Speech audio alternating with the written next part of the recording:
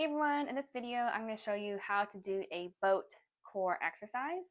So for this exercise, the most important thing is to make sure that you keep your spine neutral, keeping your ribs stacked over your pelvis.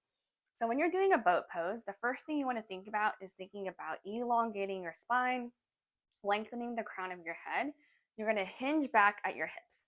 Now you want to make sure that you aren't curling and you don't want to be arching from your back, but you want to do a nice hinge.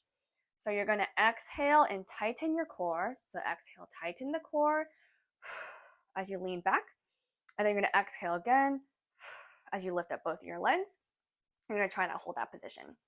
Now you want to make sure when you do this that you aren't curling or looking down. So really try to keep your chest up and your eyes looking up. So we'll start again.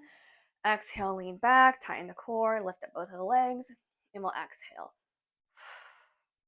You're going to try and breathe in this position as you're going to try to breathe in and out in this position as you tighten your core. It's a very hard exercise. So we'll have you exhale, lean back, hold that, breathe in, exhale, tighten, inhale, exhale, tighten, one more breath, inhale, exhale, tighten. All right, good. So that was the boat pose. Hopefully that video helps you when you're doing your home exercises. If you have any questions, leave a comment below and I'd be happy to answer.